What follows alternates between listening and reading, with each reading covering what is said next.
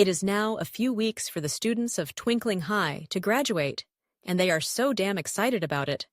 No one is more excited about it than Samantha. She couldn't wait to leave high school and start a new life with the man she loves. Samantha and Bryan was seen sitting beside Jeremy, Adrien, and Andy with some detectives. They were discussing about something really important. There were a lot of cases of death in these past few weeks, and the murderer who has been killing people goes for a particular set of people, the female detective said, clearing her throat. The murderer kills a set of people with red hair and fair skin. We have never seen anyone killed that has another color except red. The male detective said, and everyone stared at Bryan. What? Bryan scoffed. He was the one there with red hair and fair skin.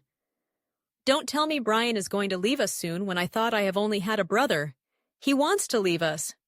No, Andy said as he wiped imaginary tears while the detectives stared at him surprisingly. Detectives, just ignore him. By the ways, thanks for your time, Bryan said, and shook hands with them as they walked away. But Bryan, this is risky. I don't think you should be walking out without bodyguards, Adrien said, and they nodded. Nothing is going to happen to me, Bryan said with an eye roll. The person that might be doing all these might either be obsessed or want to take revenge on you, so she kills people with red hair to control his anger, Jeremy said and shrugged. Just saying, though. He is right, Samantha said, and placed her fingers under her chin like she is thinking, but who could it be? At the same old hut. Nina could be seen walking in with a black, long materia tied around her neck. It was sweeping the ground, and it has another corner used to cover her face. Her hands, legs, and face were smashed with blood, her eyes cold, and an evil glint could be seen deep inside those black eyeballs. She also held a big black bag. She opened the bag halfway, exposing its contents. There was a lot of people's head, and they all had red hair. She brought out a lighter and threw it into the bag, and it caught fire, also burning the heads together with the bag. Yes, that's the only way to get rid of the obsession. But it doesn't mean it is over. She will deal with Samantha and Bryan together. At the Quinn's mansion, Bryan, I think I drank too much, Samantha groaned as Bryan, who was also drunk, but still helped her inside. Before Samantha could open her mouth to talk, Bryan had already pinned her to the wall. He stared deep into her eyes. It was like he could see her soul. He could practically read everything about her.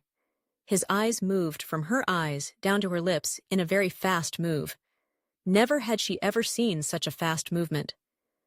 His hands on her waist as he drags her impossibly closer to him, his cologne hitting her hard. She can never forget the smell of his cologne. A mixture of mint and coconut. He has always been a lover of mint.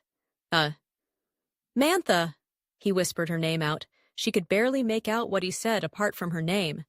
His lips came crashing on hers, his tongue teasing her teeth, asking for entrance, which she gladly opened up. Next day, Samantha woke up to see herself on the bed next to Bryan. Wait, as she could remember, they were in the bar, talking with detectives. Then, when they left, she began to drink, and after that, it was empty. She came out of the bed and stood up, only to see herself naked. "Ah!" she yelled, and used the blanket to cover herself. No, there is no how they did something last night, because as she could remember, she didn't feel any pain when she stood up.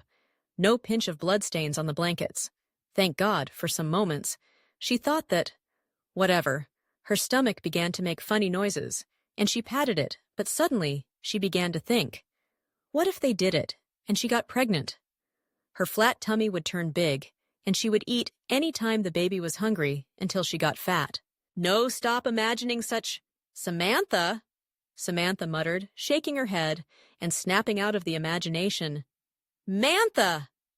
Bryan touched her arms and she stared at him. Oh, you're awake. Samantha smiled. Are you okay? You keep biting your nails, and you look like you were scared of something. Did you have a nightmare? Bryan asked, and Samantha nodded negatively. Samantha wrapped the blanket securely around her body and entered the bathroom with her uniform. Some minutes later, at Twinkling High School. After the comments, and Bryan entered his personal class. A car drove in, and the students wowed, but not as big and luxurious as Bryan's own. But it was the second after Bryan's own car for sure. Then a guy came out of the car. He had dyed blue hair, and handsome, but of course Bryan beat him. That's why not much people noticed him. Who is that? A new student. I always yearned for Bryan, but since he is already taking sobs, I will go for this one. Handsome. He is cute. Samantha couldn't help but scoff. Korean Arnie bitches. She ignored them and walked to her class, and then to her seat before sitting down. Why do I feel that today is going to be the beginning of trouble with this guy around? And the worst part is he is in my class. The teacher told him to seat on Lily's seat. Wow, Samantha thought sarcastically. Samantha David. The guy called and Samantha glared at him. She hates if someone close to her call her Samantha David openly. She might punch the person out of anger. How the fuck did you know my name? Samantha asked. It is written in your book. He pointed at her book and she nodded. For some moments, she thought he was a wizard. Am Carlo James, but you can call me Carl. Carlo introduced, and Samantha nodded. Perhaps you already know my name, Samantha said. Yes. Samantha couldn't help but notice the way his ears would go red any time he looked away from her. Was he shy or blushing? Who cares? I don't want to have friends till I graduate, Samantha thought as the teacher started teaching.